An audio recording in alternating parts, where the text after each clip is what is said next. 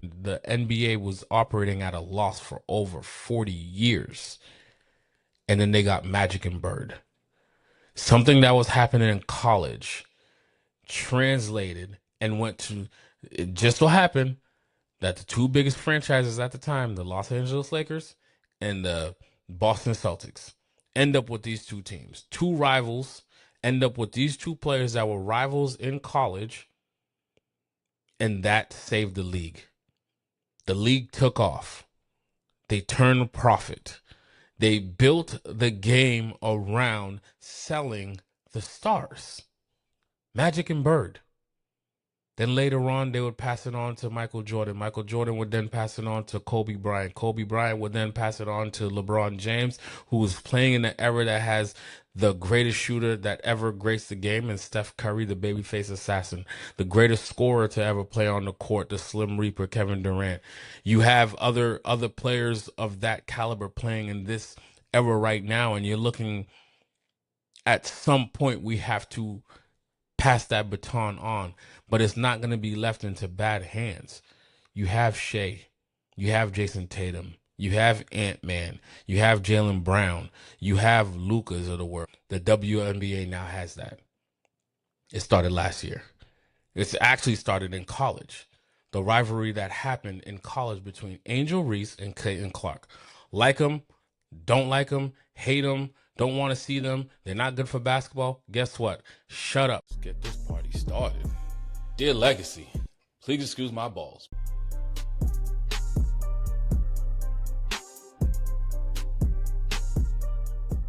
Welcome back, welcome back, welcome back. Please excuse my balls. Brought to you by Dear Legacy Sports. It's your boy Kevin B. the Brand, and this is episode 18, y'all. We're almost 20 episodes in. Some of y'all been rocking with me, boy. I see y'all in the comment section and on the socials. Y'all checking out the YouTube page. I appreciate y'all, you know. It ain't easy debating yourself. Some of y'all try to debate me in the comment section, but we all entitled to our opinions. And I love it. I love that we're sparking the conversations. Keep it coming. Because I still don't feel like I'm wrong. Some of y'all came for me for the JB thing as best two-way player. Some of y'all don't believe that he's an MVP. Sorry, I'm a little bit of a homer, guys. I never said that I wasn't a homer. And I said what I said and I meant it. I'm still standing by it. Y'all ain't scaring me in these comments. Lost the cover in the world of basketball. Not a bunch of crazy headlines. Too much. I got some for y'all in the kickoff, but we're definitely gonna talk about this. The NBA is winding down, guys. Hockey's about to end. Baseball's coming in. And when I say hockey's about to end, I'm pretty sure with my Bruins losing, they pretty much got rid of the chances to actually making the playoffs. They was barely hanging on to their chances to making the playoffs in the first place. So we don't know where they are. And do I even know if these guys are in the playoff talks? Who knows? March Madness is March Madison. So let's jump right into it, guys. Let's jump into the kickoff where we talk about a few headlines that are happening in the world of sports. What first thing that I saw that came across is the league's not gonna be talking about tush push this year. The NFL decided that they're not gonna have any talks about the tush push this year at the weekly meetings. I mean, at this point, if you're a Philly fan, you love it. I think statistically the numbers have started to drop down in a tush push. It's crazy how like we get up in arms about Philly using the tush push where they use it to the same amount of times as the Buffalo Bills use it with Josh Allen. Listen, at some point somebody's gonna figure out how to defend this thing. We started to see, like I said, some of the numbers started dwindling down a little bit when it came to the tush push. It's a funny name.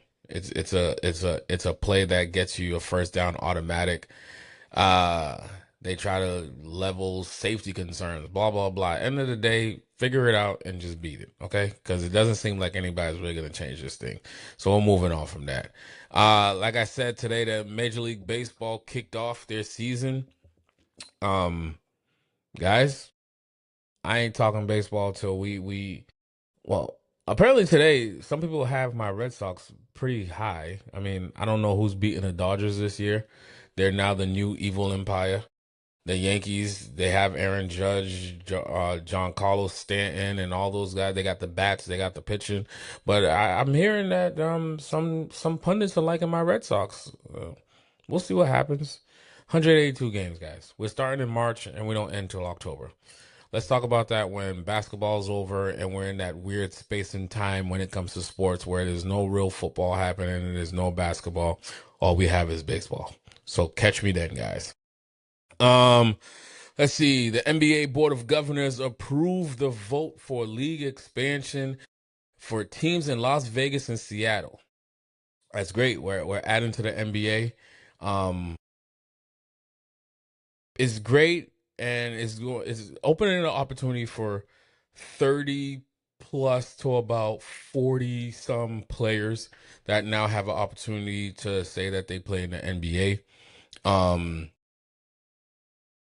I think it's great for the league for expansion. Obviously, all the governors, they're gonna approve this, where especially when you have a valuation of $7 to $10 billion in order to get one of these expansion teams. Thank you, Boston Celtics and Los Angeles Lakers.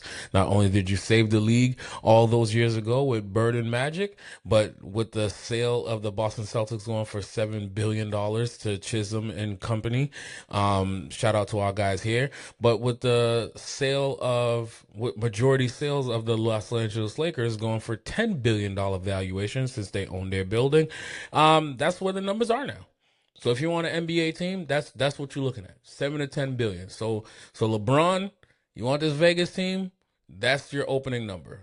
Get your crew together and raise this 7 to 10 billion. I think the Las Vegas market has shown you with the Las Vegas Aces. It's shown you with the Las Vegas Football Raiders.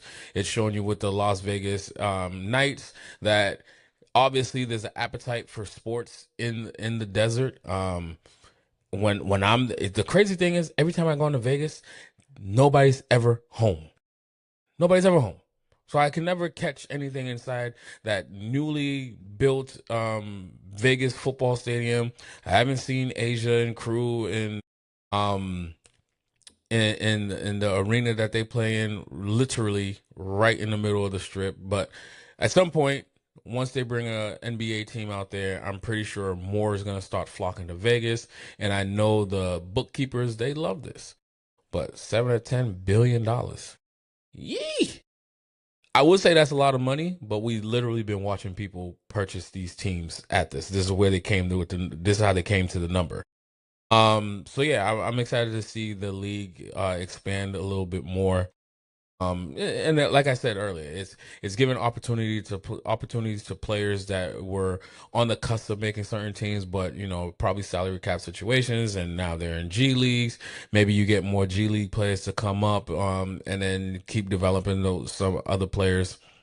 Uh, don't have a time frame for none of this. Somebody got to come up with these $7 to $10 billion to put in their offers, and then they go through their rigmarole before they accept another billionaire to the billionaires club, right? Moving on. UNC fires their head coach, and for the first time, they're going to be looking outside of the UNC family. Typically how they've been running things, it's usually an assistant coach or somebody that's played at UNC, and that's where they hire their next head coach. But this time it seems like they're going to be looking outside of the UNC family. And one name that I'm hearing, y'all better chill the fuck out. Okay. Brad Stevens' name is being floated out there. Does he want to go back into coaching? Is he over the executive stuff that he's doing in Boston? I would hope to God not, because I think that tandem of Joe and Brad is part of the catalyst of our success, right? Danny set the foundation with drafting Jaylen Brown, drafting Jason Tatum, but Brad has put his imprint on this team as well.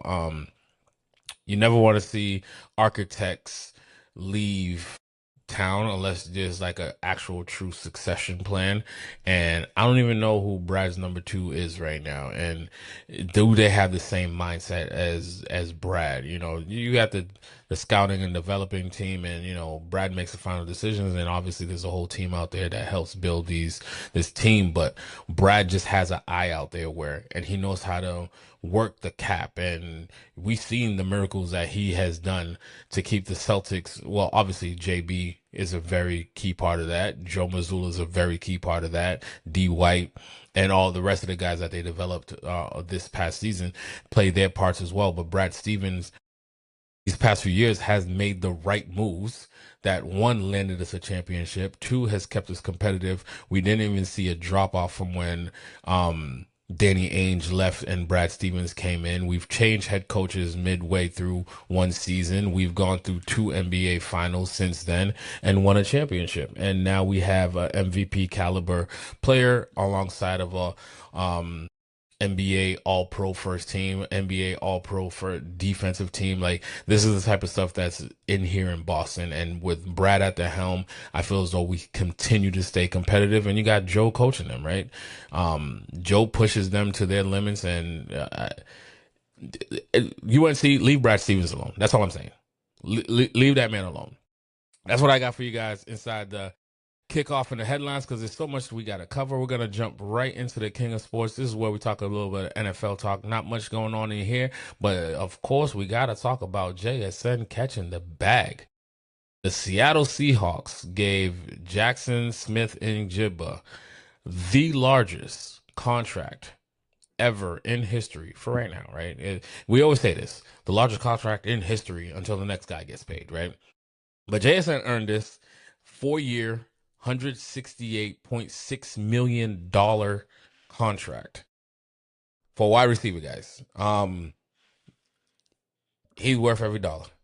I don't think Seattle, there's no new Sam Darnold without a JSN. You know, that defense was crazy. I feel as though they would have won the Super Bowl regardless.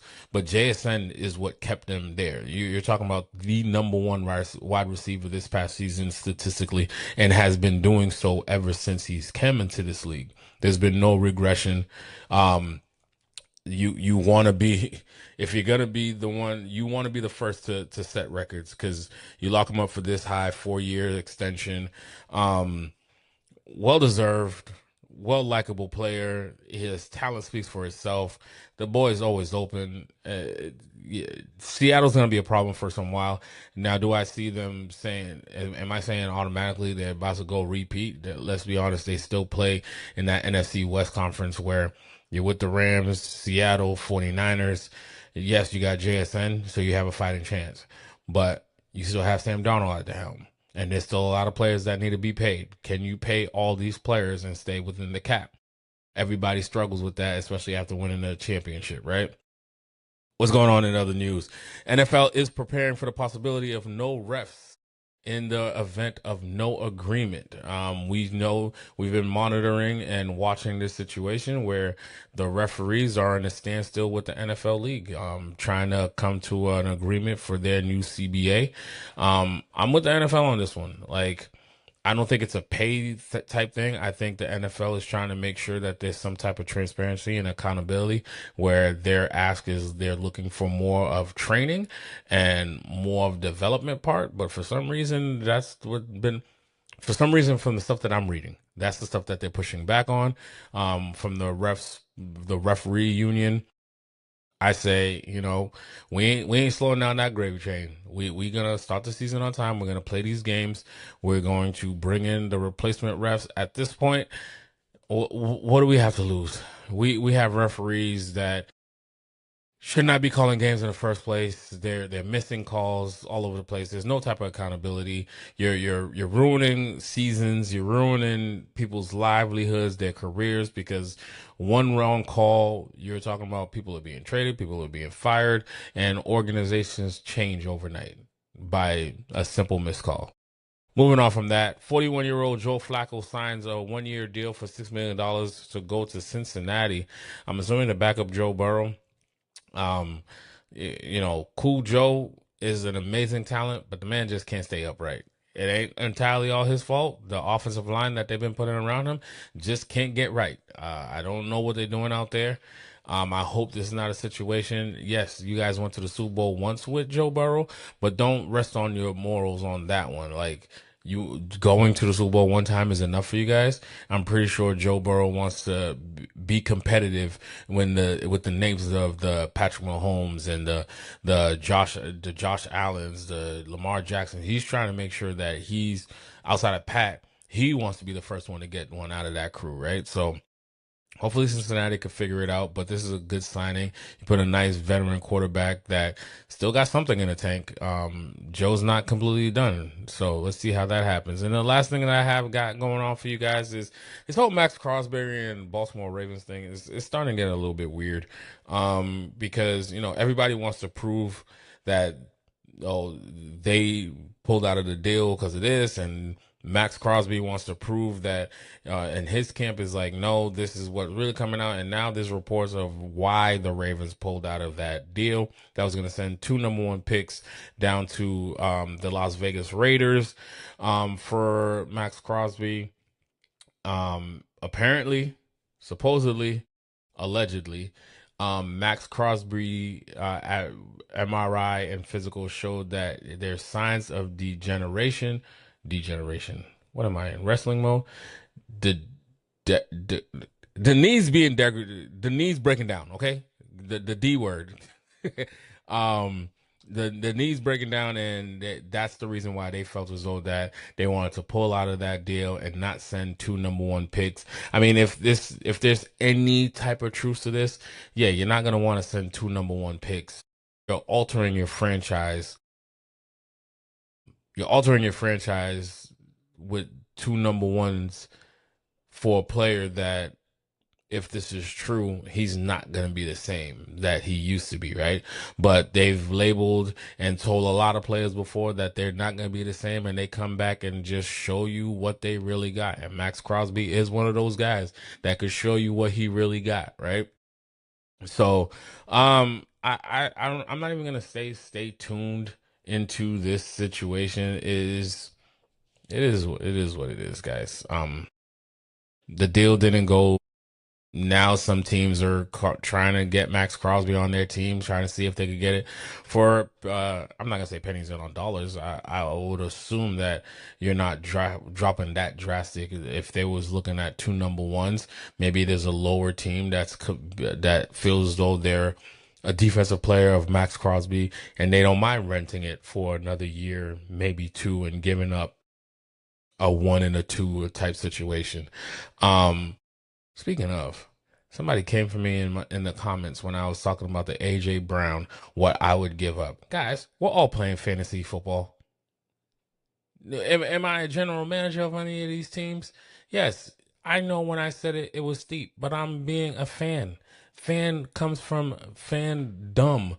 We are stupid sometimes. We want a certain player and we're willing to give away the whole house. But then when they do give away the whole house, we mad that we can't get players later on and down the road. Yes, I was being ridiculous. A 1 and a 2.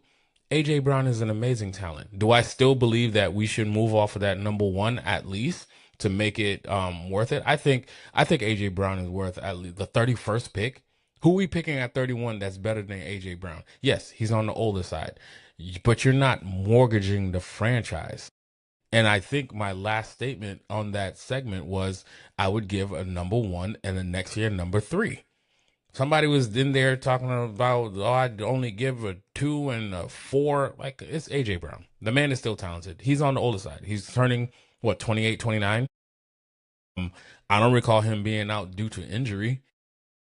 It's just weird shit happening in Philly. He over what was that phrase where he overstayed his welcome, whatever the case may be in Philadelphia, and it's not working, and Philadelphia wants to get a king's ransom, but we all know like that relationship has been severed, and you want to deal with that for another year or 2. Fine, stay with him for another year or 2. But again, I'm not saying give 2 number 1s like they was about to give for Max Crosby. Y'all wasn't in those DMs and calling that deal crazy, so cut it. And if the last I'm tracking, Max Crosby is older. Poo poo on your shoe. Moving on. Let's jump into the segment Beyond the Lines because we done with the King of Sports right now. Ain't much other stories coming out of that one.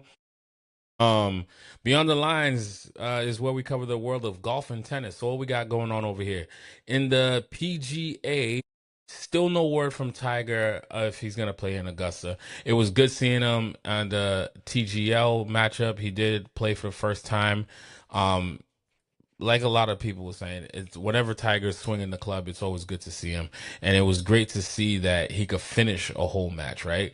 Because he didn't have to walk the hills of Augusta like we want him to be doing.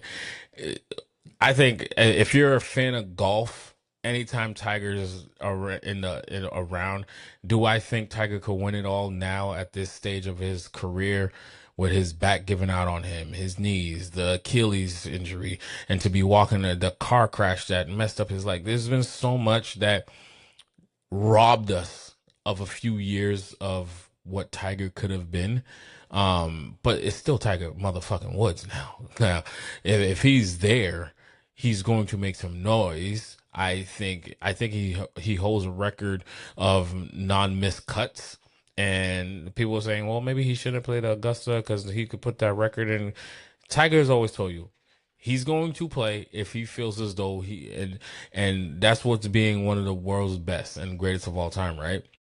You actually believe that you could win any given time. And when you look at the field how it is right now, if Scotty is out because he just had the new baby. I mean, I know he just pulled out of the tournament right now this week, pending baby watch. So that means he'll probably stay home. Maybe he comes back, but Augusta's in 2 weeks. Maybe Scotty doesn't play. Now we're talking about the field's wide open. Can Tiger sneak in and win a tournament? I don't fucking know.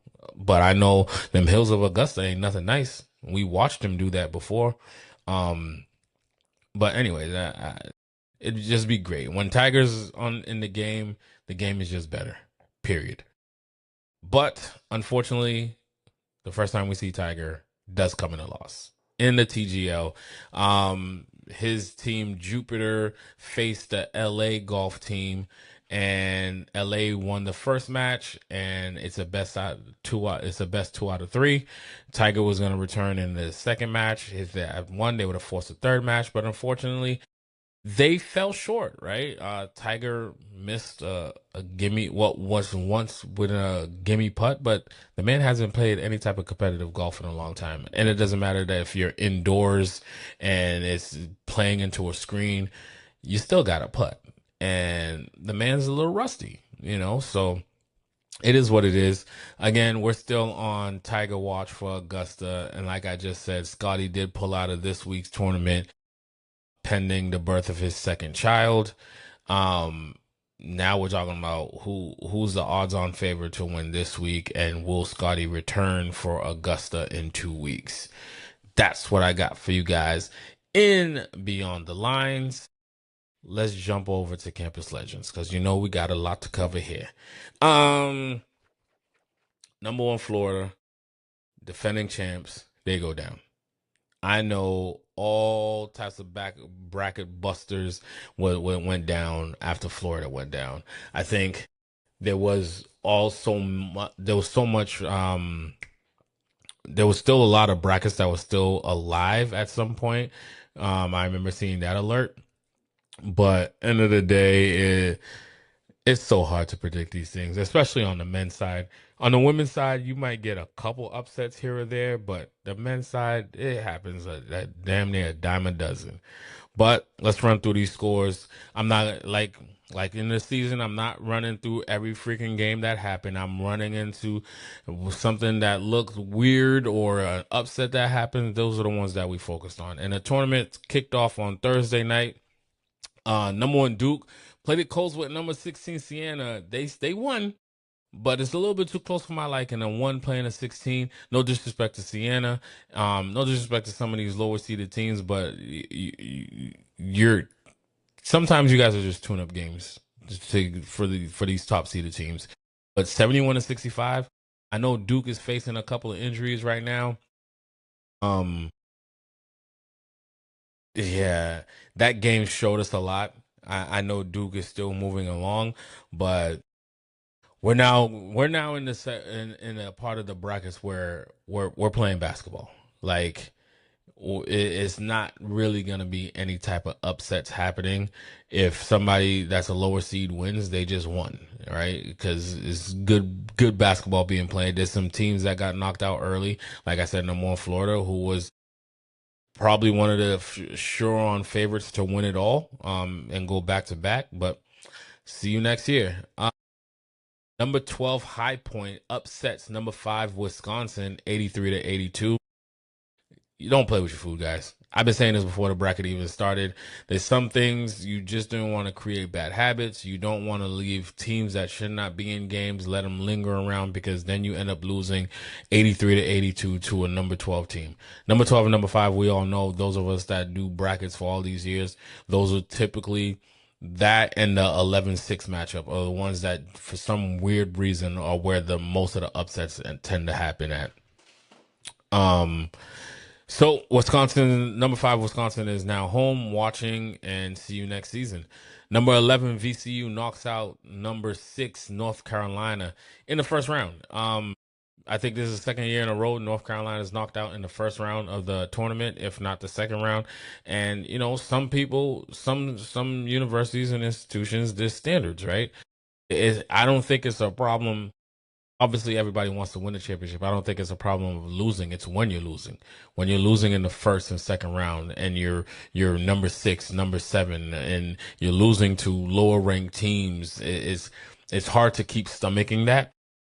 And I think North Carolina made the decision to move on from their head coach, and now they're trying to poach my executive of the year, Brad Stevens. Leave my man alone. Moving on. Number 6, BYU goes down to number 11, Texas, 79-71. Guys, I'm not surprised here. Um, Throughout the season when we've been talking about it, I kept looking at BYU. I think they had one top 25 team that they beat. They just could not beat ranked opponent teams. The Banster played amazing all season long, but that team was not built to be. I'm looking at a number 6 ranking. You're giving them that ranking based off of the player that was on that team. I don't think BYU was a number 6 rated team. I don't think this is any type of upset. I think if the Banster was not on BYU, they would not be ranked this high. My personal opinion, I don't see this as an upset. I knew this would be happening. Did I know it would be in the first round?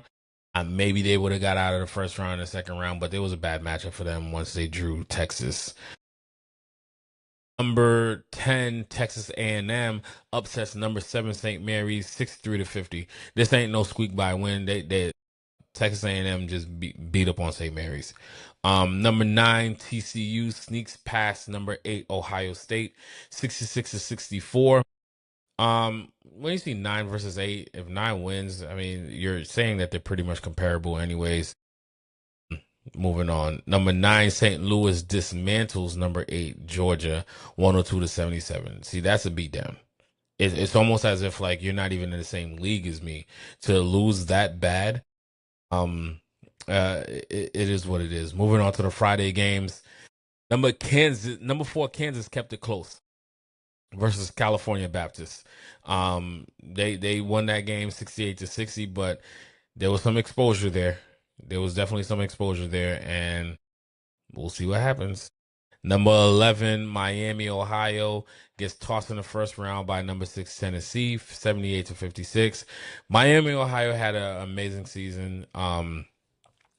Like I said last week, the previous week when they lost in the first round of their tournament play, it doesn't take away from their undefeated season. You see some comments, you hear some comments, and yes, there is levels to this. But I'm not gonna be one of those people that say that they don't deserve to be in the tournament. You went undefeated. The people that was on your schedule, you did what you were supposed to do. It's the same way how I felt about my Patriots this past season. Everybody tried to discredit what they did because their schedule was weak. All I could do was play who's in front of me. Everything else, that's for y'all to debate. That's for us to sit there and talk and who deserve, who don't deserve. They went undefeated. They deserve to be in the tournament. Um, yeah, and they lost. So for those that didn't want them in there, it's fuel for your fire. I'm not gonna sit here and diminish what these boys accomplished this season. Going 31-0 is not something easy, but they picked the wrong time to be losing. They lost in the first round in their own tournament, and now they lose in the first round in the NCAA tournament. But there's lessons. Hopefully they could put a better schedule out there so you guys can see that they deserve to be in there. Sure. Moving on, number 9 Utah State wins over number 8 Villanova, 86-76. Number 9 Iowa wins over number 8 Clemson, 67-61, and that wraps up our Friday games. Going into Saturday, number 11 hits you with another upset. Is Texas going to be our Cinderella story this season in the bracket challenges? Because they went over number 3 Gonzaga, 74-68. On the women's side on Saturday, number 10 Virginia knocks out number 7 Georgia, 82-73 in overtime. Bad weekend for Georgia. Moving on, this is where number 1 Florida goes down. Number 9 Iowa upsets number 1 Florida, 73-72. It's like I said in their earlier game, some teams, there was some exposures that was being had, and it came back to bite them, right? Moving on to the Sunday games, like I said, number 9 Iowa upsets number 1 Florida, 73-72. Number 6 Tennessee sends number 3 Virginia home with a win, 79-72. And number 5 St. John knocks out number 4 Kansas. For me, guys, I think number 5 St. John's. If you watch the season that St. John's has had, I think they're a little bit lower ranked. I would have, I mean, yeah, maybe 5 is fine with them, but St. John's is the type that's gonna keep messing with people in this tournament, and they got a big game coming up. With the win on this one, they if I'm not mistaken, they match up with the Duke Blue Devils. If I'm not mistaken, let's see what we got going on here. Yep, in the Sweet 16 matchup. Listen, Duke is not healthy right now, and we saw that they barely could get past a number 16 Siena. Can St. John's knock out a number 1 and move on to the Elite 8? We'll see what happens. I mean, they knocked out a number 4. Why not keep going along the way and knock out a number 1 while you're at it?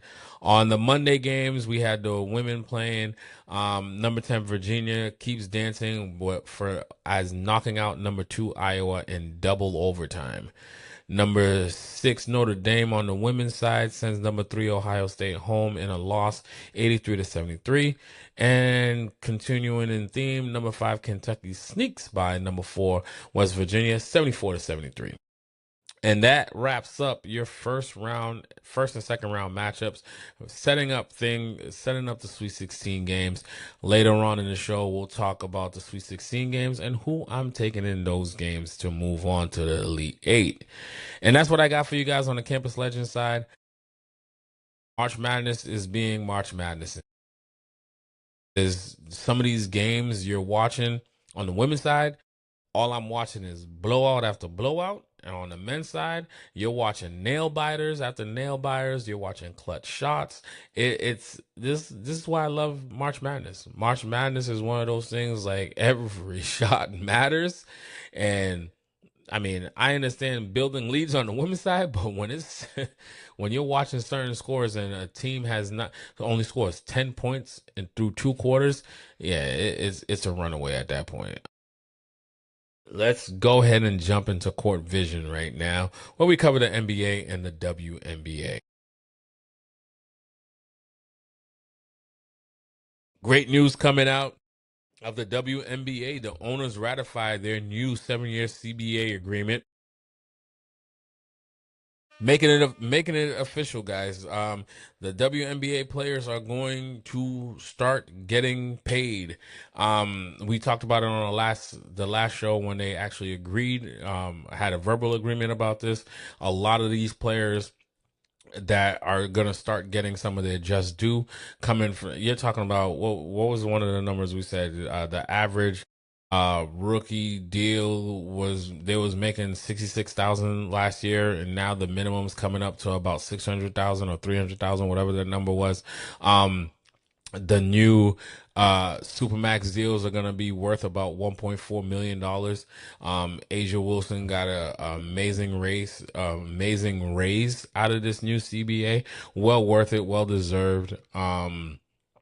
So shout out to the WNBA and coming to an agreement. Yes, it took a while, but they got into an agreement. Now we got to speed everything up because we still got the expansion draft to deal with. We still got draft stuff to deal with. We still got camps that we got to open up all before the season kicks off in about a month and a half from now. We're going into April, so roughly about a month. A lot has to happen within a month. But it's good to know that the WNBA will be kicking off their season. I'm hoping we don't get any crazy massive injuries because of such a shortened period of time to get the season started. But a lot of these women were playing in the 3-on-3 league that Nafisha Collier created. So they were staying active and working on themselves. And those that were not playing that league, you hope that, we all know how it is to be a professional, whether you had an agreement or not. We would hope that they was keeping their bodies in line and getting ready for the upcoming season, whether we knew if it was going to happen or not. Switching gears over to the NBA side, Ja is being shut down for the season with an elbow injury. I mean, why was Ja even playing at this point? Like, you guys tore everything down and said you're in a true rebuild. I think Ja's the last pendulum that will fall at some point this offseason. Maybe the Memphis Grizzlies move on from Ja Morant when everything is settled and all that and find him a new home. Uh, in other NBA news, the NBA PA is calling for a change of the 65 game rule due to Cade Cunningham not being eligible for awards this year. Cade Cunningham was having an amazing season this year. He's the reason why Detroit is sitting in the number one seed right now. They built enough of a cushion where, we'll talk about it a little bit later on, where I'm questioning now. Like last week I came on here, I was like, hey, the Detroit Pistons, they're going to go on a free fall. I think there's just enough games where the Celtics could overtake them and potentially even the New York Knicks overtaking them. I didn't have the Cavs really overtaking them. I felt as though Detroit could slide down to the 3, but without Cade, they've won a few games. Celtics lost a crucial game. New York is still playing upsy downsies. Did Detroit build enough of a lead there to where they'll survive not having Cade there for the remainder of the season and hold on to that number one seed? But the storyline that we wanted to talk about right now is a call for a rule change of the 65 game rule. I know why the 65 game rule was put into place. It's to make sure that, well, for one, the product that's on the court, right? With the load management and all that, it started becoming excessive, where players were missing 20 to 25 games per season and no real true injury. There's rest days. We understand that. You might miss this player if he comes to your town. But, when we have the Steph Currys, the Jason Tatums, the LeBron James, the Luka Doncic of the world, when they come to your town, that's probably the one and only opportunity you're going to have to see them to play live, right? So the league understand this, and they try to incorporate the 65 game rule to incentivize players to play the game, right? In the 82 game season, that means you can miss, what was that, 17 games? That's 70, that's 80. Yep, 17 games. You can miss 17 games and you'll still be eligible for awards. If you don't make the 65 game threshold, then you're not eligible for all pro teams. You're not eligible for league awards. You're not eligible, and then those type of things are attached to people's supermax deals. And if you get in the supermax, or if you just get in the max deal, and that's impactful for some players, right? You're talking about in the upwards of the range of 20 to 30 million dollar average per year difference from a supermax to a max deal.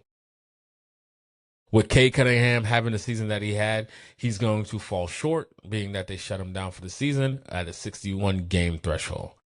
How do you feel about that, Kev? I think this rule was put in for some habitual offenders.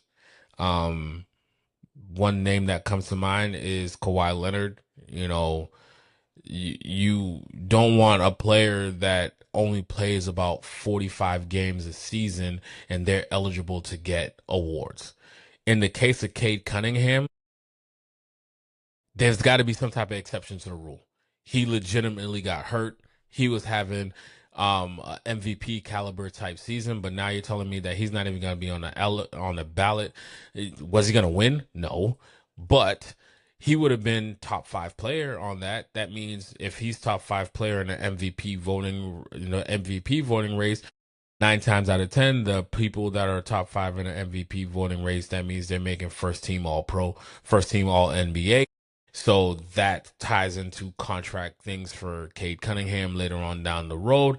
I Offensive Player of the Year awards. There's all type of awards that he is now not eligible for missing 4 games. One would say, the cynics of the world, they would say, well, he rested in other games. If he had not rested in those other games, even with them being shut down for the season, he would have been eligible. Guys, we have to incorporate the rest games. The typical NBA player is probably playing around 72 games a season. Well, I can't count Jason Tatum and Derek White and JB. They're just maniacal. They're gonna play. You have to physically like take them off. Um, Maybe the average players, and that's why they came up with the 65 number. The 65 number came up because you're looking at the totality of the average of players due to nicks and bruises and rest days and all that other stuff that could come up. You're still in that window, right? Missing 17. Imagine you have to be at work for 82 days out of the year, and you're missing 17 to 25 days. That's a third of your work that you have to do. You're no longer there.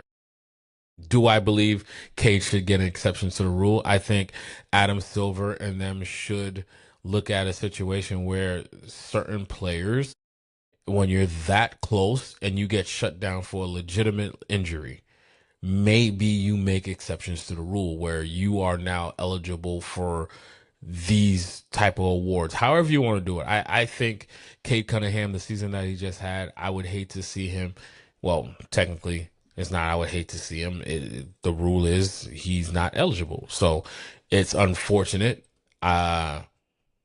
I would have liked to see him on there. I would, if I was somebody that had some voting, I would throw some MVP votes his way. I would definitely put him in all NBA teams. I mean, right now he would have been all NBA first team.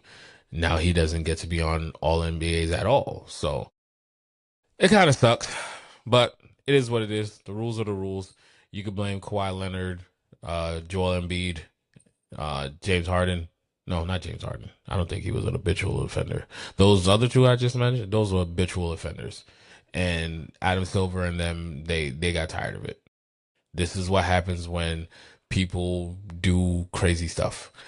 To wrap up the headlines, Wemby makes his case for league MVP. I listened to the interview, and for those that were in my comments that are Wemby lovers, I'm not a Wemby hater. I think Wemby is the future of the league, right? He's made his presence known. I think, what is this, year 3 for Wemby? And we all knew once Wemby figured it out, he's going to be a problem for the league. And not only with him figuring it out, I feel as though They built the right team around him. San Antonio did San Antonio shit, right? They got the key player, and they're gonna build around him. You go and get De'Aaron Fox. I'm not the biggest of a fan of De'Aaron Fox, but his game fits well in San Antonio. He's not no scrub. You draft Sam Castle, you get Vaselli, and you keep putting pieces around these guys. You have shooting, you got defense, you got it. They're built perfectly that should they not sustain any major injuries, they're making a deep run. They've shown you throughout the season. But I've also seen the Cleveland Cavaliers put 17, 20 game win streaks in the season multiple times and then get knocked out in the first round. We all know the regular season is one thing, but the playoffs is a whole different animal.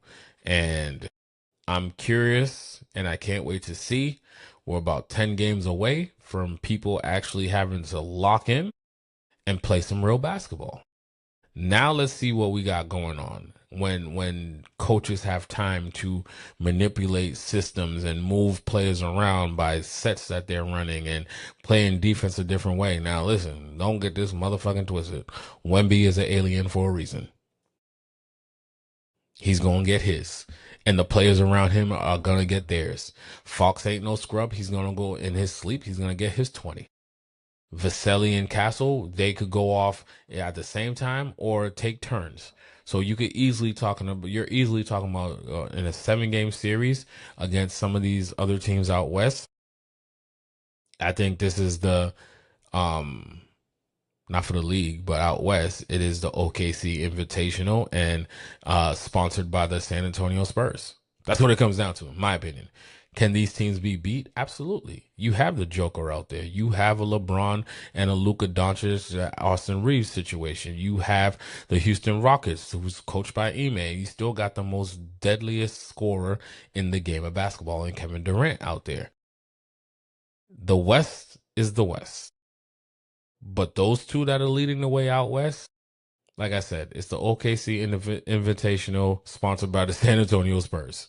I think that's going to be the Western Conference final matchup.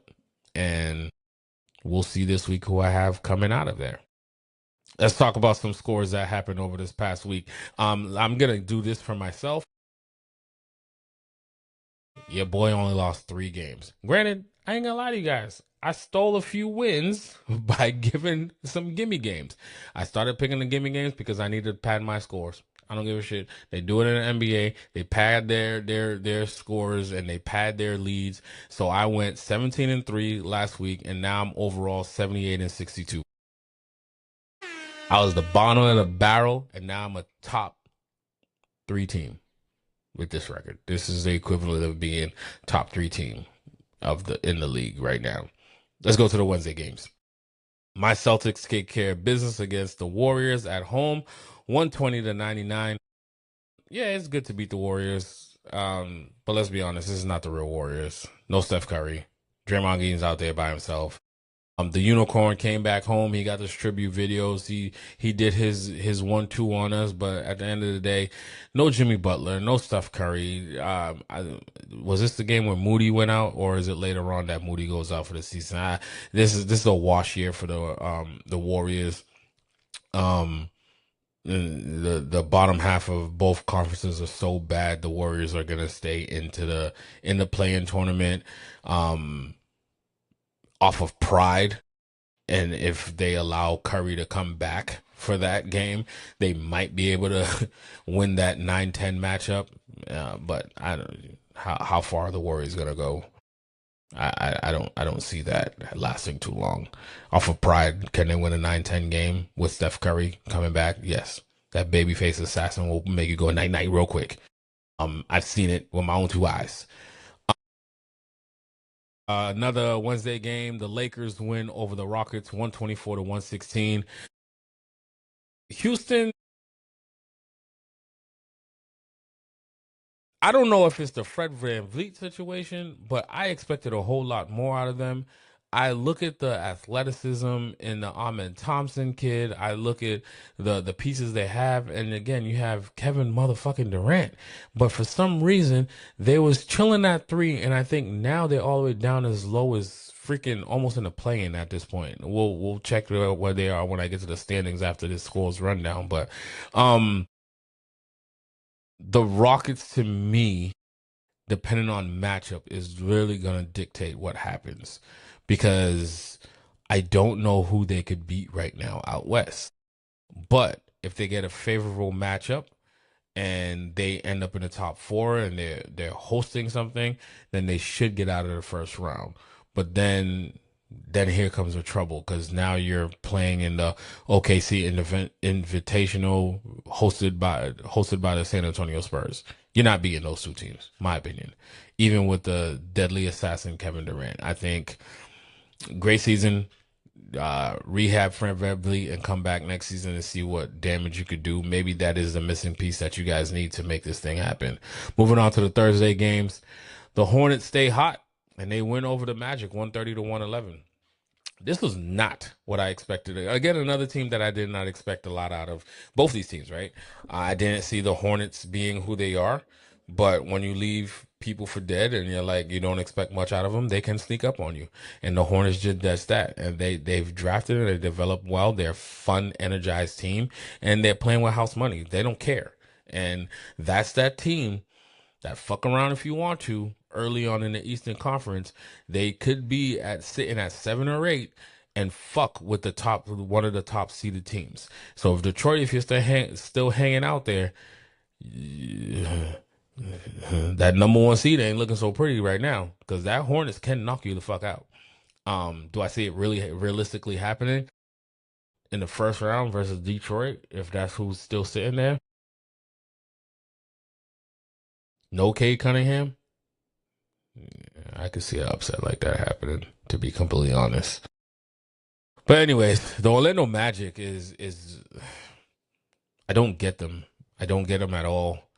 I thought I will say Paulo was going to make that next step, and you go and get Bane. You put a team around these guys, but for some reason it's just not clicking.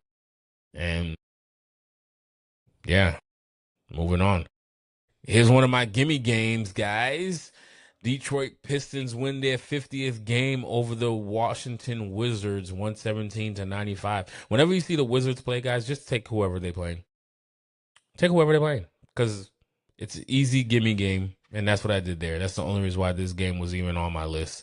In his return to South Beach, the Lakers and LeBron beat the Heat 134 to 126. In another gimme game, the Cleveland Cavaliers win over the Bulls 115 to 110. They almost messed up my gimme game. Y'all better stop playing with me. They're called gimme for a reason.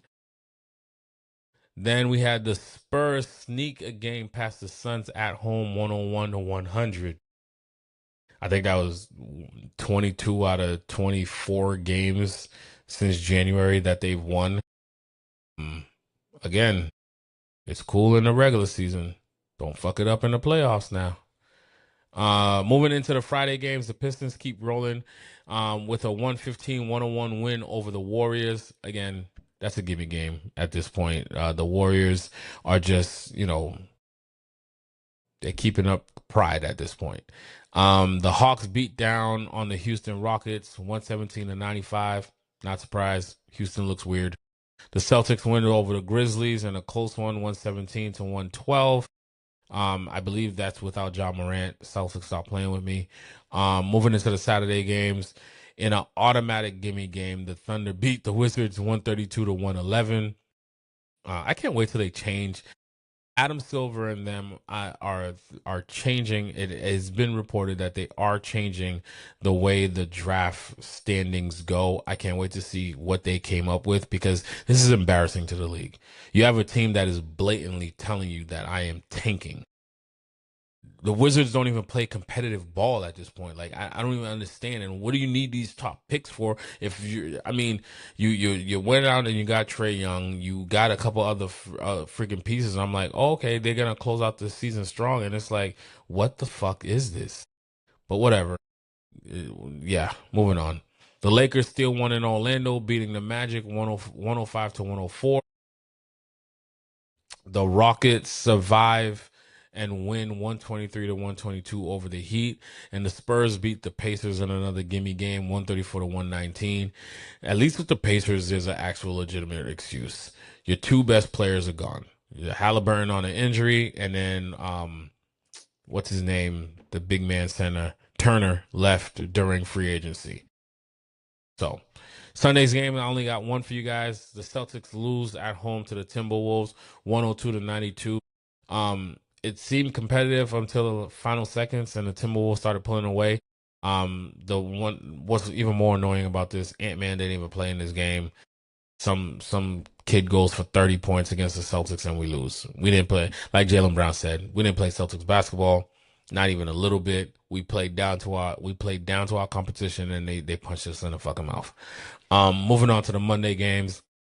The Pistons hold off the Lakers with a good defense to close out on Luka, winning 113 to 110. They had a chance at the end, but Duran came out and played solid defense. He dug deep and stood in front of Luka and altered the shot that would have tied the game in the regulation, winning that one 113 to 110.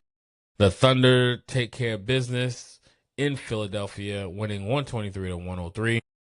That's not the same Philadelphia. Once they shut down Maxey due to that injury, let me not say shut down.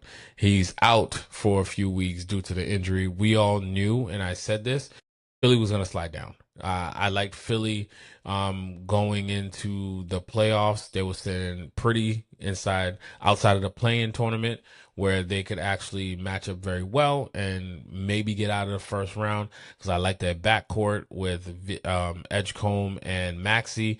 But once you break up that pair, I don't think they have enough, and you don't know what nights Joel Embiid's playing, not playing. Paul George is still suspended for 25 games. I don't even think his suspension will be over by the time the playoffs start. So they would have to potentially get out of the first round, if not the second round, for him to come back based off of when he was suspended.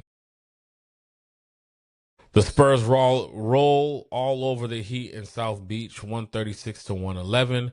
Moving on to the Tuesday games, the Magic drop another win. The Magic drop with another win by the Cavs, 136 to 131. The Nuggets stay hot. I missed the score on this one. Why am I in baseball? Guys, okay, I'm in baseball. Let me just give you a quick update. The season kicked off today. It was the Yankees versus the Giants, and the Yankees won that game 7-0. Okay, moving on. Can't say I didn't talk about baseball, y'all. What was I looking up for you guys? The scores. I didn't put down that Detroit game. Was that Tuesday? The Nuggets won that game 125 to 123. And that is your score rundowns. Let's see what this all means in the game of standings with just about 10 games left on the season. Right now in the Eastern Conference, we have the Detroit Pistons that have clinched a playoff berth. No matter how far they slide down, they are in the playoffs, sitting at number 1, 52-19. The Boston Celtics still right behind them at 47-24, and the New York Knicks closing the gap on the Boston Celtics with a 48-25 record. Just one game separating those two, and they still have to play later on in this season. The Cleveland Cavaliers are sitting at number 4 at 45-27. And then you have the Toronto Raptors in at number 5 with a 40-31 record. And the Red Hot Hawks, Atlanta Hawks, are sitting at the last playoff spot at number 6 with a 40-32 record. The Philadelphia 76ers are in the seventh spot in the play-in tournament with a 39-33 record, and the Orlando Magic right behind them at 8 at a 38-34. Hornets are sitting at 9 with a 38-34 win, and at 10 is the Miami Heat with a 38-34 record. If the playoffs was to end today, you would have the Heat going to the Hornets. The Hornets would definitely take that one and done game, and then the Magic at the Sixers. I think the Magic, if Maxey's back, the 76ers should be okay, and they take the 7th seed, thus making the Hornets play the Magic in the 8-9 matchup. And for the last spot in the playoffs, One and done. I can't trust the Magic. I would probably put the Hornets in on that one, making the Hornets the number 8 seed. They would be facing the Detroit Pistons in the first round. Good luck with that one. If Cade Cunningham does not come back from this lung issue, which I don't think he would in the first round, um, the Hornets have an opportunity where they could upset Detroit and knock them out in the first round. 2 years back to back, we'll have the number 1 seed getting sent home in the first round, and with the Cleveland Cavaliers doing that last year. That would put the Celtics at number 2 playing the who did I have in at number 7? Jesus Christ. I had the Hornets. Maybe okay. If the 76ers stay alive because they hosted that first play-in game and they stay alive, they would face the Celtics. Yeah, 76ers is not making that one. And if Detroit goes down, that puts the Celtics now at home court advantage throughout the playoffs. And the Knicks would be facing the Hawks. Bad matchup for the Knicks, but big body Brunson. Cat's gonna show up for at least one game. Josh Hart and crew is going to be there, and Alvarado is going to be key for the New York Knicks in this playoff run. You're talking about somebody that can harass you at 90 feet. That's going to get some crucial turnovers. And again, I like the bench of New York Knicks. This is why I always thought the New York Knicks was going to be that team coming into this season, but they love to play this little seesaw roller coaster game. And now they're sitting in at 3, which a potential matchup with the Atlanta Hawks. Can I still see them getting past these guys? Yes. But you're talking about this could potentially go to 6-7 games, and 6-7 games. I don't like those type of things when you could wrap something up in 5 games, because all it's going to take is one roll of an ankle and it changes the dynamic of everything. Then that would put the Cavs with the Raptors. I would have the Cavs moving on in that one. So I would leave the Celtics, Knicks, Cavs, and whoever else is left over. Hornets. Yeah, Hornets, because they would be the one that would be knocking out the Detroit Pistons. Then that means the Hornets would then be facing the Celtics and the Cavs will be facing the Knicks. I'm having another Eastern Conference. If that's the matchup, it would be another situation where I would have the Knicks moving on over the Cavs. I definitely like them better. I love James Harden, the step back 3 assassin, but something about big body Brunson, that bench, Cat, and Alvarado. You could just harass Donovan Mitchell and tell James Harden, you got to beat us for 4 games. I like the Knicks better. Then that sets up an Eastern Conference Finals matchup with the Celtics versus the Knicks. Surprise, surprise. Did we not see this coming? Yeah. Tune in later on to see who I have coming out of the East. Let's roll down to the Western Conference and see where people stand. The Oklahoma City Thunder, who had the Open Invitational in the Western Conference, clinched their playoff berth, a week or 2 ago. They're sitting at number 1 at 57-15. Right behind them is the San Antonio Spurs, 54-18. I thought maybe it would get a little competitive where the Spurs might be able to take over that number 1 seed, but they just got Jay Will back and they look like they're clicking on all cylinders right at the right time with OKC Thunder. They got the Shea, the presumptuous MVP winner, back to back this year. Jay Will's back. That team's still clicking. They're coached very well. Yeah, San Antonio Spurs is. I mean, the Nuggets took them to 7 last year, but we'll see what happens, right? It's still in the Western Conference, the OKC Thunder Invitational, sponsored by the San Antonio Spurs. At number 3, you got the Los Angeles Lakers at 46-26. I said it last week. I like this 3-headed monster situation that they got going on with Luka Doncic, Austin Reeves, and LeBron James. You don't need LeBron James to be old LeBron James. You just need him to give you those crucial plays here or there. You rely on Luka Doncic's offensive prowess, and Austin Reeves could match what he could do on offense. And Austin Reeves playing defense, Huchamara playing defense. They're coached very well.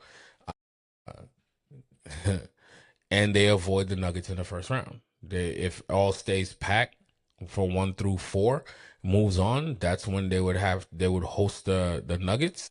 And let's see if they still have their number without the same head coach. Maybe they don't have their number and the Lakers finally move on. The Nuggets are in at number 4 at 44 and 28. The Minnesota Timberwolves are in at number 5 at 44 and 28. Excuse me. The Houston Rockets are in at number 6 at 43 and 28. The Phoenix Suns are in at 7 at 40 and 32. Los Angeles Clippers are in at 8 at 36 and 36. Portland Trailblazers are in at 9 at 36 and 37. And the Warriors are rounding out at 10 at 34 and 38. The playing tournament will look like this. 7-8 matchup will be Suns versus Clippers if it stays the same. I believe if you're talking about a Kawhi Leonard is playing, I think they win that matchup and take the number 7 seed, and you're setting up the Warriors, if Steph Curry plays in this game, can be the Trailblazers. If no Steph Curry, no Jimmy Butler, yeah, Warriors are going home in that first playing game, leaving the Trailblazers. But if Steph Curry plays, I'm gonna give them that edge, and they win that 9-10 matchup. Then they would place the Phoenix Suns, which then I think it would be too much for them to overcome. Psych, this is Steph Curry with Draymond Green. I think that's enough to beat the Phoenix Suns, and the Warriors would sneak in. Jesus Christ, they would sneak into the playoffs and be a number 8 seed. But then you get the Oklahoma City Thunder. I don't like calling sweeps, but that would definitely be a gentleman's sweep at that point. I think the Oklahoma City Thunder would send the Warriors home packing in 5, um, which would then put the Spurs against the Clippers in the first matchup. That's another. You know, they're hosting the Oklahoma City Thunder Invitational, so they move on in that one. Number 3 Lakers would face number 6 Houston Rockets. Sorry, KD, you're going home in the first round. Timberwolves versus the Nuggets.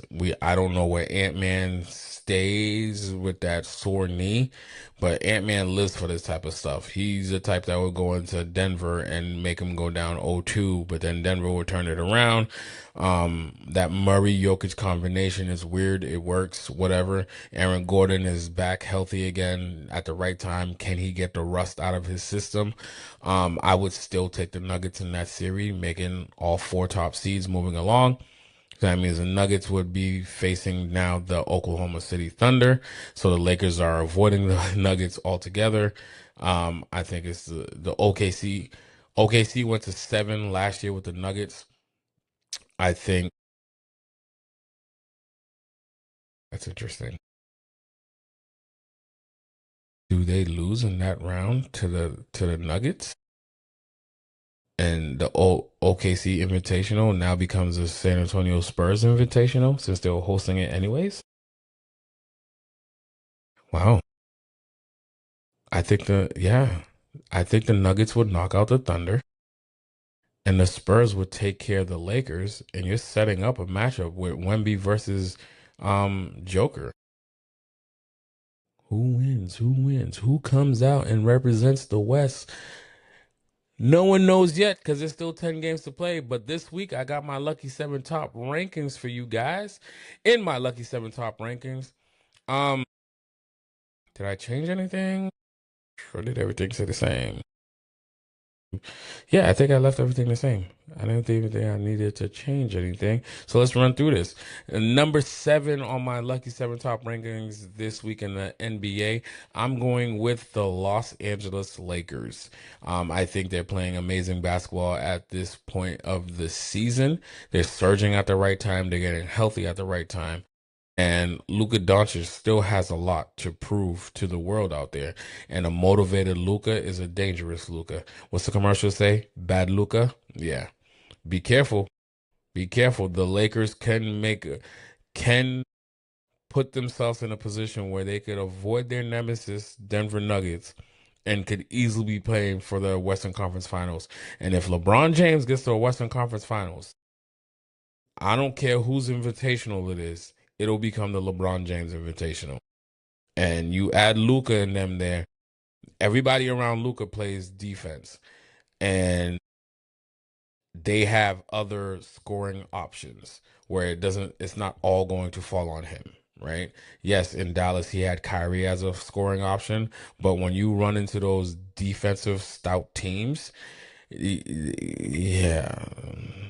Anyways, that's my number 7. At number 6, I got the Denver Nuggets coming in at number 6. You can't deny Joker and Murray, that 1-2 punch combination that they got going on over there. I still like them as a number 6 spot in my Lucky Sevens top ranking this week. Another change, no other change happened here at number 5.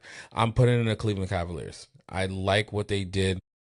It's not just a James Harden pickup. I feel as though the pickup, and I've been saying this since it happened, the biggest trade that they did was the Keon Ellis and the Dennis Schroeder situation. Those two coming off of the bench is going to free up Donovan Mitchell's legs, so he's now fresh and ready to go and close out the games. The Cleveland Cavaliers should be dangerous in this playoff run. Is it going to be enough against my number 4 team that I have on this list when they'll have to match up with them, the New York Knicks? Guys, I like the Cleveland Cavaliers and I trust them more than the New York Knicks. The New York Knicks, I feel as though should have been the top rated team and built enough of a cushion to keep the Boston Celtics at bay and keep home court advantage, and then make sure that they're back playing in the Eastern Conference Finals with a chance, with their nemesis gone, to go play for the finals this year. But the New York Knicks play too much of a roller coaster ride for me to trust them if they have to play against a Cleveland Cavaliers, a Boston Celtics. Hell, even Cade Cunningham less Detroit Pistons for some reason freaks me out with the New York Knicks, right? But if they get the right matchup and you have Brunson, you should be able to get out of games. And this is the only reason why I'm edging you over the Cleveland Cavaliers. Because to be honest, the way I feel about you right now, I really wanted to drop you down to number 7. But I don't think those other 3 teams in a 7-game series should beat you. And that's the only reason why I have you still at number 4. Moving on to my 3rd team on the Lucky 7 top ranking this week, I got the San Antonio Spurs, who's hosting the Oklahoma City Thunder Invitational. The San Antonio Spurs is a team that could easily be number 1 on this list, easily be number 2 on this list, but they're not dropping past number 3. For sure, for sure. No other team in this league is, in my opinion, in a 7-game series against an alien like Wemby with the arsenal that he has around him can beat them straight up, no injuries. But the 2 teams that's in front of them. And this week I have it listed one way, but I'm swapping it right now as I speak, because I saw what happened this past week. I am now going to change it as I'm speaking to my number 2 team on my Lucky 7 top rankings team is going to be the Boston Celtics. I just swapped it out right now, making the Oklahoma City Thunder the number 1 team. The reason why I'm swapping it out, guys, the Oklahoma City Thunder just got better. They've been clicking on all cylinders, even with Shea not getting those calls that he's normally used to getting because the referees are not falling for his foul bait. They just got their number 2 best player, and he came into the game like nothing changed. Nothing changed. They play great defense. They're coached well. This is a team that I watched against my Boston Celtics that was the team to beat. Ran 4 different defenses in 4 different quarters, and we could not figure it out. Does that mean that the Boston Celtics can't beat the Oklahoma City Thunder? That's not what I'm saying. I'm just saying I watched the team get better. The same way I watched the Boston Celtics get better when they added Jason Tatum.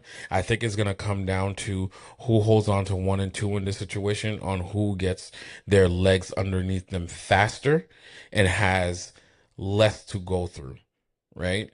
I think that, and I can tell you right now who I have going to NBA Finals based off of that. It's my number 1 and number 2 team, the Oklahoma City Thunder and the Boston Celtics. For me, I'm thinking about The Boston Celtics in the Eastern Conference, the right matchups, as we can see, they're going to come out of that Eastern Conference because I could easily see the Knicks getting knocked out before the Eastern Conference.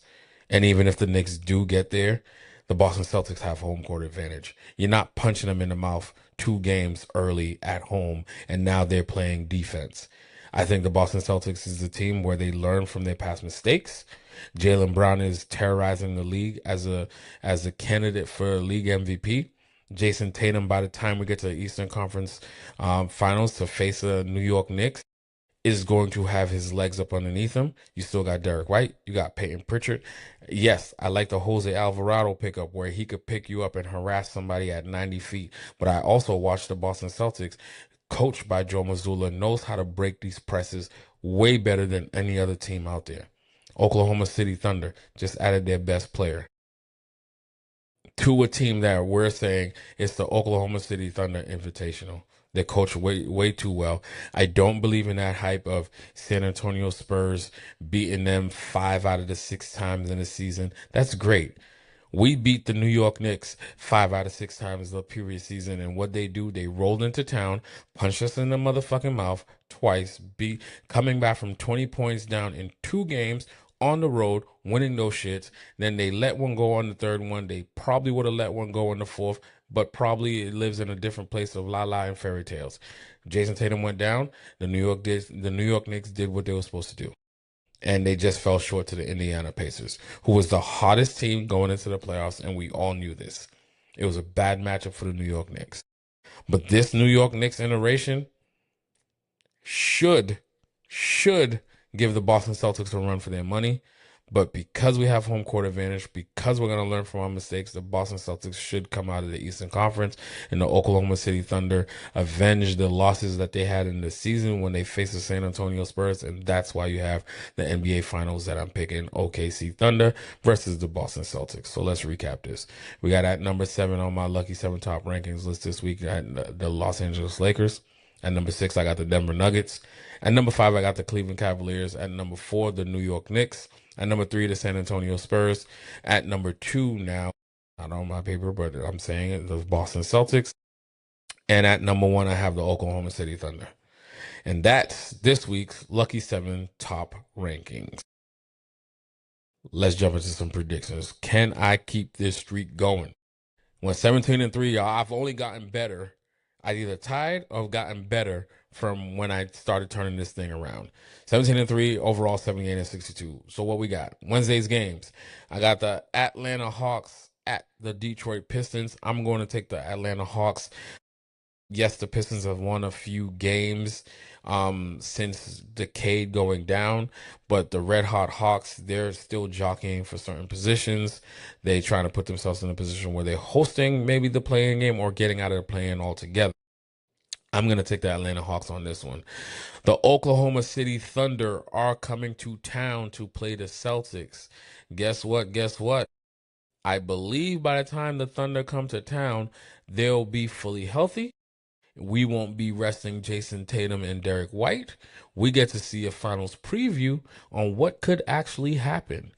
I am going to take my Boston Celtics because the last game we played, it came down to the wire, and I will sign up for that finals all day, every day. But I'll sign up from my house because I don't know if I'm going to be able to pay those ticket prices for that NBA finals. And I'm not going to do it to go watch my team lose neither, because that's the team that could roll into town and steal a game on the road, and then now put the onus on the Boston Celtics. What else I got on Wednesday games? I got the Heat at the Cleveland Cavaliers. Heat is, they've been on a downfall since Bam scored 83 points. But the good thing for them is the bottom half of the Eastern Conference and the Western Conference, they're so bad and that cushion is so big. It doesn't matter how many games they lose at this point. They're still going to be there. That's why I'm taking the Cleveland Cavaliers in this one. The last game that I have for you guys on Wednesday night is the Rockets at the Wolves. I don't know if Ant-Man's back by then. The Rockets have been playing very weird. I'm gonna take the Rockets in this one. Give me the Rockets in this one. And then I only have one game on the docket for Thursday night.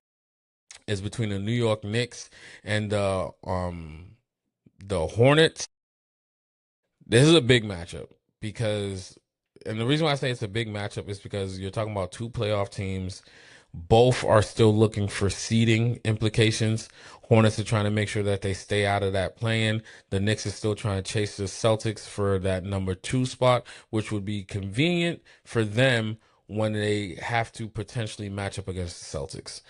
They want to make sure that they're giving themselves all the opportunities that they need, and maybe that number 2 slot, I think they match up well with the Atlanta Hawks, which I think will fall in at the number 7.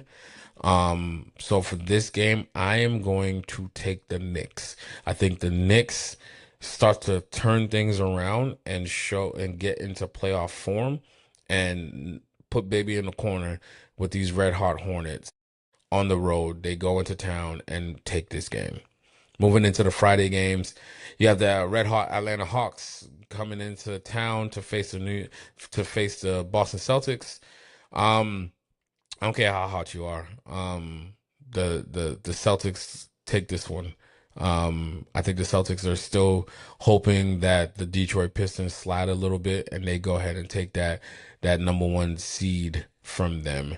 My last game for Friday is going to be the Heat at the Cleveland Cavaliers. With this one, I think I'm gonna take the Cavaliers. And I don't care if you guys just played 2 days ago, and this is like one of those mini series. I think the Cavs go 2-0 against the Heat. Moving to the Saturday games, I got the Detroit Pistons at the Minnesota Timberwolves. With this one, I think this is part of the times where there will be some slide. I'm going to take the Wolves in this one at home, knocking off the Detroit Pistons. Then we move to the Sunday games. I had the Boston Celtics are at the Hornets at this point. I'm still going to take the Celtics, but I would not be surprised if the Hornets take care of business at home. But I think some of these top teams, when they face some of these lower half teams, I think it's a psychological game for them at that point.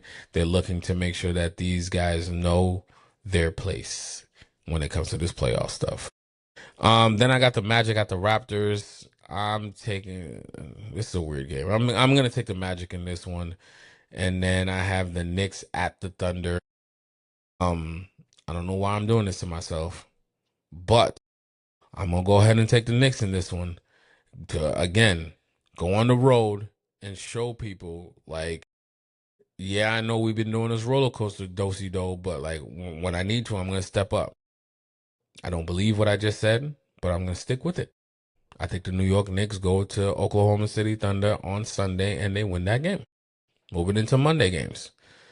76ers at the Heat. This is a weird one also. The Heat bounce back if no Maxey. If Maxey's back, I reserve the right to switch my pick to the 76ers. Then we have the Celtics at the Hawks. Surprise, surprise, guys. I'm gonna go with the Celtics. Duh. And then we got the Pistons at the Thunder. This one would have been great if Cade was playing, but Cade is not playing anymore. Go ahead and give me the Thunder in this game. And then wrapping up the picks for the NBA Tuesday night, you got the Cavs at the Lakers. This will be a great matchup if everybody's playing, if everybody's healthy. But I'm going to go ahead and take the Lakers in this one. Yeah. And then you got to round it off, you got the Knicks at the Rockets. Again, I don't know what's going on with the Rockets, and maybe I'm just overvaluing the Knicks because I've been saying all my shit, and my wife don't like it when I talk about her Knicks, even though she's a Celtics fan. But for some reason, I can't talk about the Knicks. So I'm gonna go ahead and take the Knicks on this one. And that's what I got for the NBA. Let's go down to the NCAA and see where we at with the brackets. The second chance brackets are out, and I played around with it, and this is what I got going on for you guys on the Sweet 16 and who I'm picking. Starting off right off the bat, number 1 Duke versus number 5 St.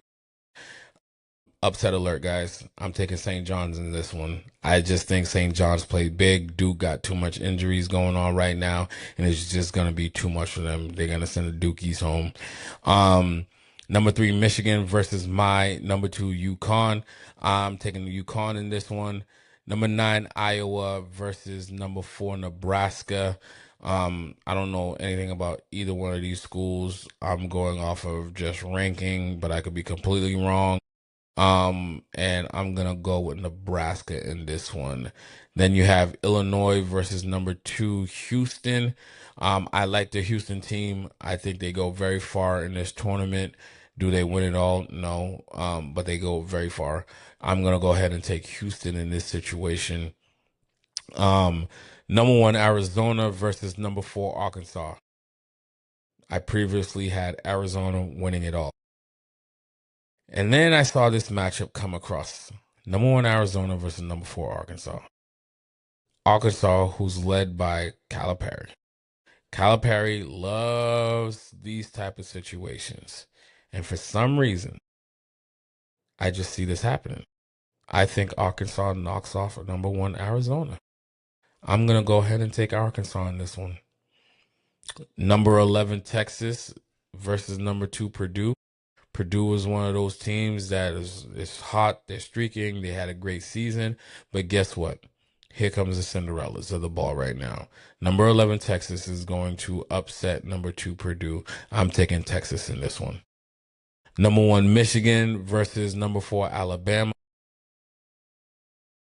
I can't have all these number ones just being knocked out in the Sweet 16. So I'm going to go ahead and let Michigan rock out since all the other number ones are out of the tournament at this point. I'm going to go ahead and take Michigan over Alabama in the last game of the men's Sweet 16. Number 6, Tennessee versus whatever number they are, Iowa State. I think they're number 2 or something. I'm gonna go ahead and take Iowa State in this matchup, setting up the Elite Eight on the men's side. It will be St. John's versus UConn, Nebraska versus Houston, Arkansas versus Texas, Michigan versus Iowa State. If I'm correct and these teams move on and this is the Elite Eight matchups, go ahead and give me in the St. John's versus UConn game, guys. Surprise, surprise! I'm going with UConn. I don't care. We've watched them split the series, and in the Big East, the first game UConn blew out St. John's by like 40. In the second game, St. John's blew out UConn by 37 or some weird number like that. These teams play well with each other. It's the rubber match. Let's see who comes out of it. And I think UConn does take care of business on this one. Then you would have the Nebraska versus Houston. In this matchup, like I said, I feel as though Houston's a sleeper powerhouse. I think they come out of this matchup and they move on to go to the Final Four. Arkansas versus Texas. I think the Cinderella story still keeps ticking, and the Texas team takes it over Arkansas. Calipari runs out of magic and does not take care of business in this one. And then the last one, Michigan versus Iowa State. The last number 1 drops. I know last week I had all number 1s playing in the Final Four. Now I don't have no number 1s playing in the Final Four. Go ahead and give me Iowa State playing in the Final Four. If that is the case, go ahead and UConn, Houston, Texas, and Michigan is in the Final Four. Then I have the Cinderella story continuing with UConn versus Texas in the championship. And that's how I have my UConn Huskies winning it on the men's side. That's what I got right now for you guys. Tune in next week. By the time we sit down next week, I think we might be in the Final Four. So let's see where we're at. So here's my Final Four: UConn, Houston, Texas, and Iowa State. On the women's side, there's not going to be that much upsets going on around here. Well, there's not much to upset because only the top teams kept moving on. So in the Sweet 16, you got my number 1 UConn Husky girls. They'll play the number 4 North Carolina. Go ahead and give me UConn Huskies in that one. This is the UConn Husky Invitationals on the women's side anyway. So now there are a couple teams that can play spoiler to this party, but yeah, no. In the next matchup, you got number 6 Notre Dame versus number 2 Vandy. I'm gonna go ahead and take Notre Dame in this matchup here. Number one UCLA versus Minnesota. I'm going to go ahead and take the UCLA Bruin girls in this matchup. Number 3 Duke is going to face off with number 2 LSU. Seems like the Dukies are all going home in the Sweet 16 this time around. I'm going to go ahead and take LSU in this matchup.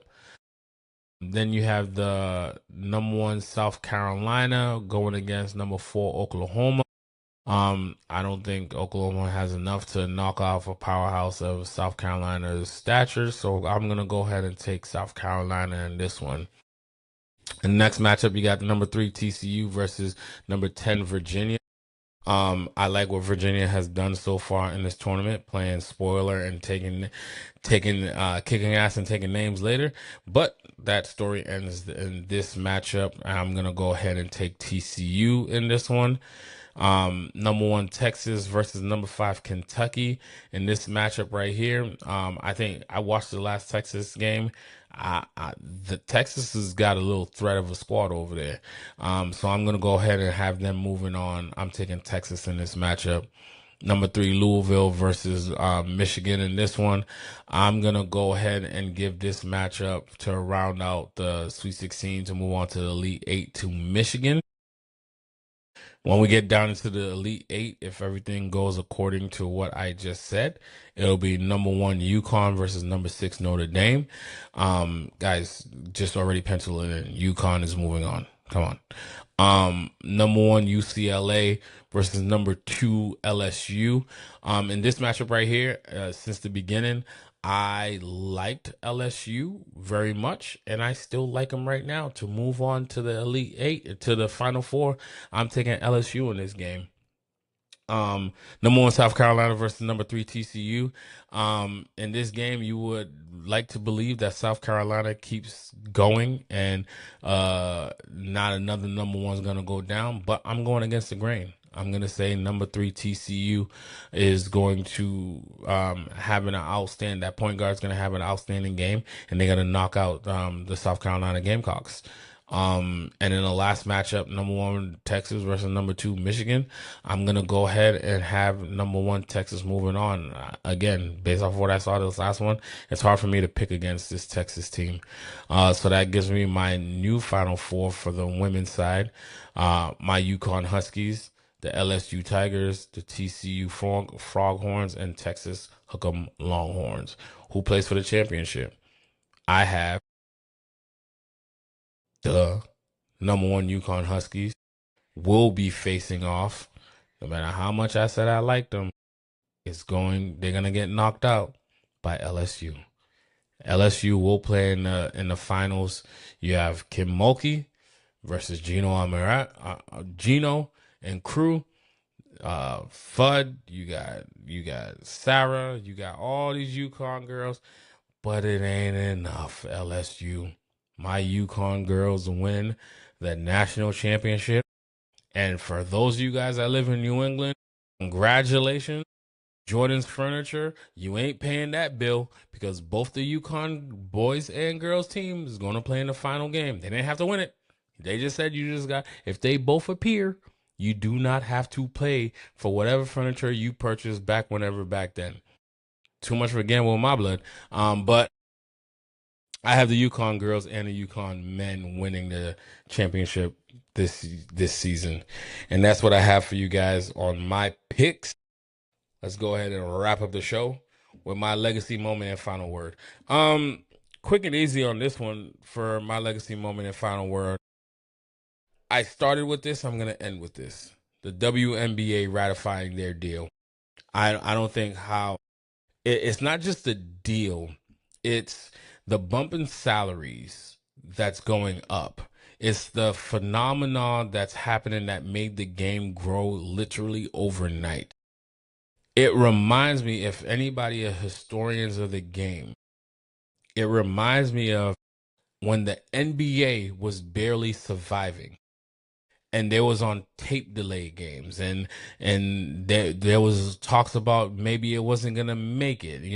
I believe at the time when the shift happened, the NBA was operating at a loss for over 40 years.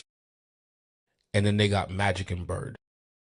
Something that was happening in college translated and went to, it just so happened that the two biggest franchises at the time, the Los Angeles Lakers and the Boston Celtics, end up with these two teams. Two rivals end up with these two players that were rivals in college, and that saved the league. The league took off. They turned a profit.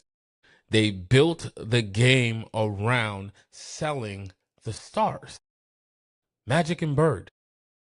Then later on, they would pass it on to Michael Jordan. Michael Jordan would then pass it on to Kobe Bryant. Kobe Bryant would then pass it on to LeBron James, who was playing in an era that has the greatest shooter that ever graced the game, and Steph Curry, the babyface assassin, the greatest scorer to ever play on the court, the Slim Reaper, Kevin Durant.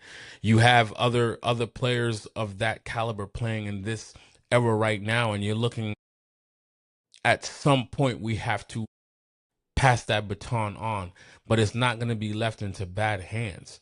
You have Shea, you have Jason Tatum, you have Ant-Man, you have Jaylen Brown, you have Lucas of the world. I don't care if you're a lover of the international players or you just want the American-born players. The game is going to keep surviving because the best players play in the NBA. And we watch the money just keep going up and up and up and up. But it had to start somewhere. And it started when the league recognized that what we needed to sell was the rivalries. What we needed to sell was two faces. And it just so happened to be one was black, one was white. One played for the Los Angeles Lakers, one played for this. They had different demeanors, they had different things. One had, however you wanted to do it, however you wanted to sell the storyline, sell it. They sold Magic and Bird. And the league turned around and turned a profit and just been skyrocketing ever since. To the point where now we have players that are making $60 million a year.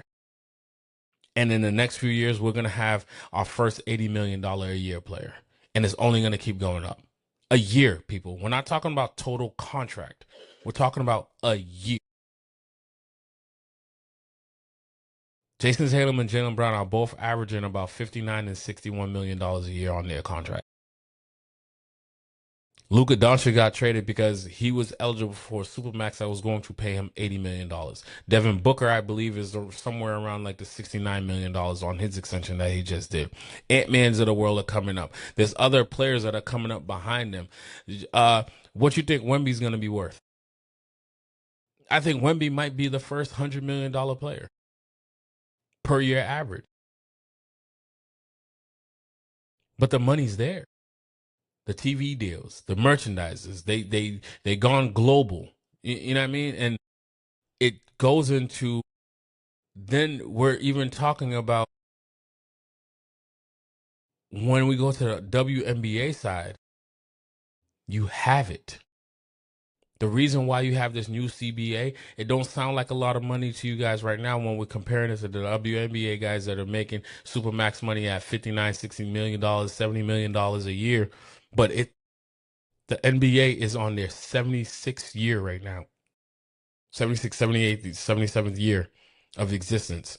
The first 40 were non-profitable. It wasn't until the 80s when they started making money after they figured out what it was. The WNBA now has that. It started last year. It's actually started in college. The rivalry that happened in college between Angel Reese and Clayton Clark. Like them, don't like them, hate them, don't want to see them. They're not good for basketball. Guess what? Shut up. This is how the WNBA is going to keep growing, and eventually they're not going to catch the NBA, but they're going to surpass NHL. They're going to surpass other things, and those women players in the years to come will start signing deals where it's going to be like, oh my God, I can't believe the WNBA is here, where Supermax deals are going to be worth $20 million per. Then eventually it'll be $30, $40 million per. Because that's what happened in the NBA. The NBA went from a couple $1,000,000 where max deals were $100,000. What were we playing? We paid Bill Russell $1 more than what Will got. It was like $101,001. That's what these guys were making. Bird and Magic came in, then Michael Jordan, then Kobe Bryant. You have to start somewhere. You have it. The phenomenon has shown you. You had to move into bigger arenas because when Angel Reese came in or when Caitlin Clark came into town, you had to outsell it. But they're on the shoulders of the Lisa Leslies, the Maya Moores, and all that stuff. They started the foundation. They grinded it out to get to where it was, where they was at. But now, this is your changing point. This is where you now build the league around. This is the stories you go sell. Angel Reese and Caitlin Clark. And then just keep watching and keep funneling in. You have Asia that is a bona fide superstar, the greatest of all time, playing in Las Vegas. Then you have the storylines of the Angel Reese and Caitlin Clark. You got the Nafisha Colliers of the world. You keep building off of that and watch the game just keep growing. The next 7 years, that CBA is going to skyrocket, and now you're talking Supermax deals are going to be worth $5-6 million instead of the 1.4 million that we're talking about right now. But we have to take hold of this thing, WNBA, and don't fumble this bag because you have an opportunity to really make a bag. We have team expansions in the NBA side that's going for, they're bringing in 2 new teams with a valuation of $7 to $10 billion a pop. Not combined, a pop. That's because the Boston Celtics just sold for $7 billion, excuse me. B, not M. And then majority stakes got sold in the Los Angeles Lakers for $10 billion. Oh, what do you know? The 2 franchises that saved the league are now setting the record for the league to make even more money because $7 to $10 billion per team. That means every owner or governor is going to make a payday. More teams comes with more media right deals. More expansions, more jersey sales, more ticket prices, more concession sales, more jobs are going to be created. It's a no-brainer. WNBA is coming. They have the talent. They have the storylines. Don't fumble the bag. Kamish, Kathy Engelberg. I hope I said that right. I'm glad you guys came to the table and y'all came. Everybody came to the senses and realized like this is bigger than those that are sitting at the table right now. You just set the table up for the next 20 years. And those next girls coming in. Thank you, Angel Reese. Thank you, Cade Clark. Thank you, Nafisha Collier. Thank you, Asia.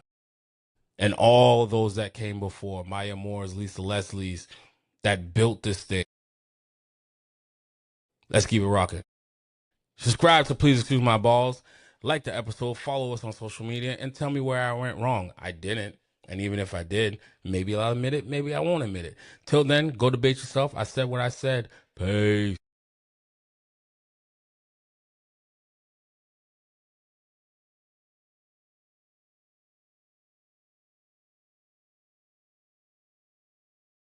The NBA was operating at a loss for over 40 years. And then they got Magic and Bird. Something that was happening in college translated and went to, it just so happened that the 2 biggest franchises at the time, the Los Angeles Lakers and the Boston Celtics, end up with these 2 teams. 2 rivals end up with these 2 players that were rivals in college, and that saved the league. The league took off. They turned a profit. They built the game around selling the stars. Magic and Bird. Then later on, they would pass it on to Michael Jordan. Michael Jordan would then pass it on to Kobe Bryant. Kobe Bryant would then pass it on to LeBron James, who was playing in an era that has the greatest shooter that ever graced the game, and Steph Curry, the babyface assassin, the greatest scorer to ever play on the court, the Slim Reaper, Kevin Durant. You have other players of that caliber playing in this era right now, and you're looking at some point we have to pass that baton on, but it's not going to be left into bad hands. You have Shea, you have Jason Tatum, you have Ant-Man, you have Jaylen Brown, you have Lucas of the world.